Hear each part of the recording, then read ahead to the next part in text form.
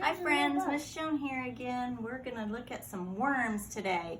If you were with us earlier, we read the book Diary of a Worm, and we found out that worms have a lot of jobs to do. Their most important job is to help the earth breathe. So today we're going to look at all the different parts of a worm. Avery here, this is my niece, she has some worms here. We're going to look at the diagram of the worm. We're going to find out here is the front of the worm, or the anterior. That's his mouth. Right here is a nice smooth part that doesn't have any segments. That's called the clitellum. Then we go back farther. We go lots and lots of segments. See all those rings on him? All the way to the back. That's called the posterior. And here at the end is the bottom. So Avery and I found us some worms. We cheated and went to the store. We got some big, fat night crawlers. If your grown-up says it's okay, you can go find somewhere to dig a little hole out of a big hole and see if you can find a night crawler. Because most of the worms you're going to find here in Texas are night crawlers. So we have a whole bunch of night crawlers here. We're going to pick one up and we're going to examine our worm. You get close up to that. Do you see here we've got all these rings on the worm? We can see right here the smooth part of the clitellum. Can you tell which part is the front of the worm and which is the back? Yep, this part that's moving is his front. It's kind of hard to tell until you learn what the different parts are. Can you see how they wiggle? When you get them all in there, they like to wiggle. They don't like this hot very much. It's pretty warm today. Let's pick us out a good juicy one.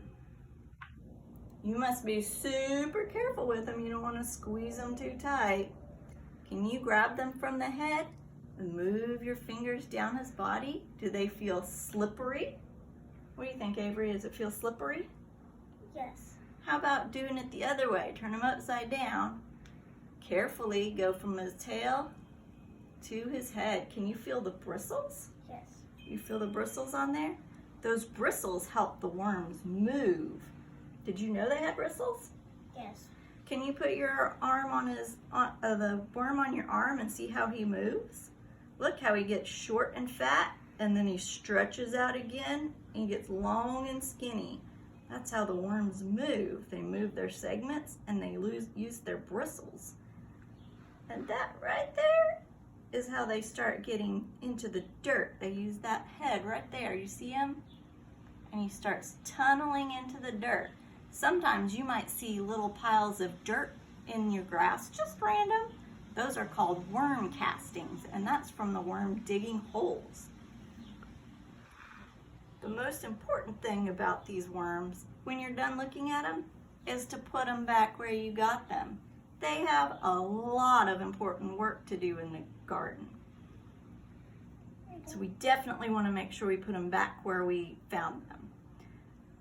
And after you've looked at your worm, or if you weren't able to find a worm, let's look around the garden and see what other kinds of creepy crawlers you can find.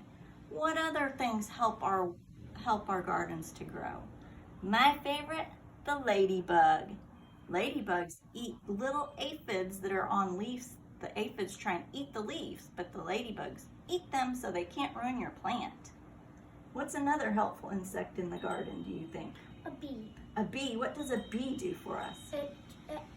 It goes to a flower and collects the pollen. It helps our flowers. It does. It helps our flowers to grow. What if it was a honeybee? It will bring pollen and it will make it into honey. I like honey. Do you like honey? Yeah, and then they bring it to the queen bee. Can you think of any other kinds of helpful insects? There are just so many out there. How about a cockroach? A cockroach, is that a helpful insect? No, a butterfly. A butterfly? What does a butterfly do? I think it does the same thing as a bee. You think so? After you've examined your worms and you looked around at other creepy crawlers you can find, I'd love it if you would draw a picture of how your worm moved, or maybe a picture of all those different insects and creepy crawlers you found out there. Maybe one's fly, maybe one's hop. Show us how many different ways, and some of them weren't, just squirm around like worms. See what other ways you can find them that they move. Take a snap of it and put it in the comments below. We'd love to see it. Thanks for joining us.